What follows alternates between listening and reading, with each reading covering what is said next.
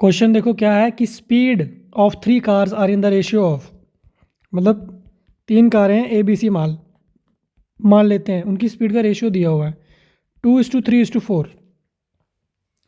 आप बताओ कि उनको सेम डिस्टेंस कवर करने में जो टाइम लगने वाला है उसका रेशियो क्या होगा, मतलब time of A upon time of B upon time of C कितना होगा, ये बताओ। तो देखो एक चीज़ समझनी है, यहाँ पे जो स्पीड है वो डिस्टेंस अपॉन टाइम होता है, ठीक है। यहाँ पे स्पीड और टाइम की बात की गई है, मतलब स्पीड और टाइम की। तो स्पीड और टाइम आपस में इन्वर्सली प्रोपोर्शनल होते हैं, मतलब डायरेक्टली नहीं है। इन्वर्सली प्रोपोर्शनल क्या मतलब होता है कि अगर टाइम की वैल्यू बढ़ेगी ना तो स्पीड घटेगा। नहीं समझ आई आपको? देखो मान लेते हैं डी फिक्स वैल्यू है, डी को 100 मान लेते हैं, डी कांस्टेंट है 100। तो अगर मैं टाइम की वैल्यू बढ़ाते जाऊंगा, जैसे मैंने पहले टाइम की रखी वैल्यू 10, तो स्पीड कितनी आई? स्पीड 10 आ गई, है ना। बट सपोज मैंने टाइम की वैल्यू 20 रखी तो स्पीड 5 आएगी, राइट। अगर मैंने टाइम की वैल्यू 50 रखी तो स्पीड 2 आएगी। तो आप देखो टाइम जैसे जैसे बढ़ाते जाएंगे स्पीड घटती जाएगी।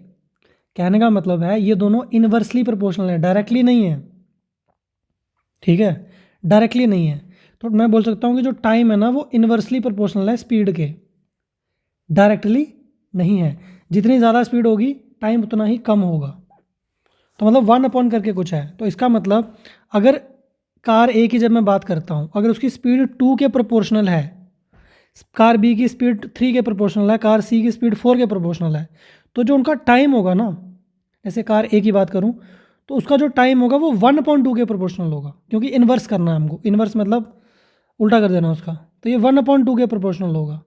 जो बी का टाइम है वो 1/3 के प्रोपोर्शनल होगा, और जो सी का टाइम है वो 1/4 के प्रोपोर्शनल होगा।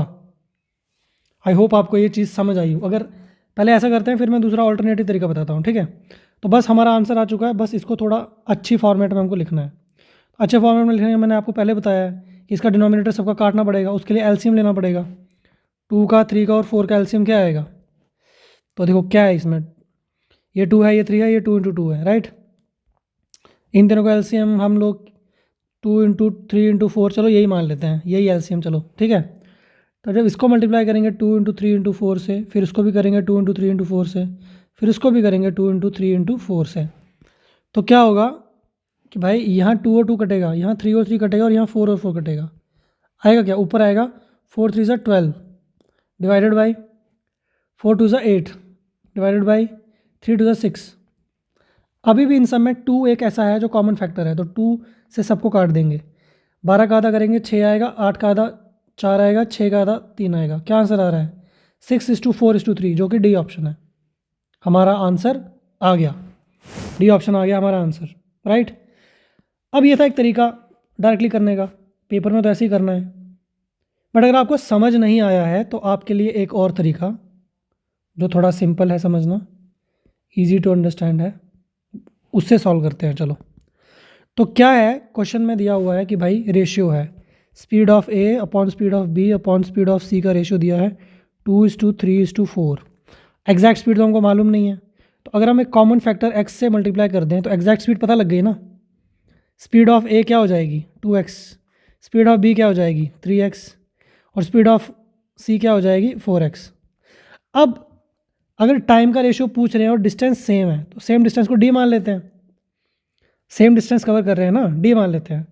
तो टाइम कवर्ड बाई ए क्या आ जाएगा? डिस्टेंस इनटू, मतलब डिस्टेंस अपॉन स्पीड।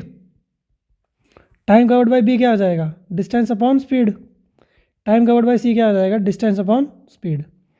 अब इन्हीं टाइम का तो रेशियो लेना है हमको। इसका जब हम रेशियो लेंगे दिस अपॉन दिस करेंगे तो देखो सबसे पहली चीज़ x तो कट जाएगा, x गायब, डी गायब, क्या आया? 1/2 अपॉन 1/3 अपॉन 1/4। एग्जैक्टली वही चीज़ आ गई है जो पहले आई थी, ठीक है। उसके बाद मैंने क्या किया, इस सबको मैंने 2 × 3 × 4 से मल्टीप्लाई कर दिया, क्योंकि एलसीएम से मल्टीप्लाई करना है ना, तभी तो डिनोमिनेटर हटेगा इनका। तो यहाँ 2 2 कटा, 3 3 कटा, 4 4 कटा, ये क्या आ गया? 4 3 = 12, 12 अपॉन 4 2 8 अपॉन 3 2 6। थोड़ा सिंप्लीफाई करेंगे 6 4 3, सी डी ऑप्शन, राइट। तो वैसे नहीं तो ऐसे कर लो,